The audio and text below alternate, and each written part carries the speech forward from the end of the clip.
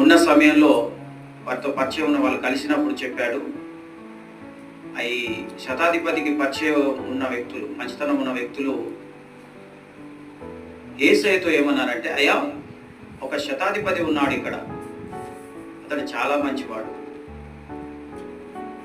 దేవుని మందిరం విషయంలో కూడా చాలా విధేయతను చూపించాడు, ఆ మందిర నిర్మాణ విషయంలో కూడా అతడు సహాయం చేశాడు, కాబట్టి అతనికి ఒక దాసుడు ఉన్నాడు, అతని దాసుడు ఇప్పుడు అనారోగ్యంతో ఉన్నాడు, కాబట్టి మీరు అతన్ని స్వస్థపరచాలి, మీరు వచ్చి అతన్ని స్వస్థపరచాలి అని చెప్పినప్పుడు ప్రభు కూడా, యేసయ్య కూడా వారి యొక్క మాటలను అంగీకరించి, సరే వెళ్దాం పదండి, శతాధిపతి దాసుని స్వస్థపరుస్తాను, బాగు చేస్తానని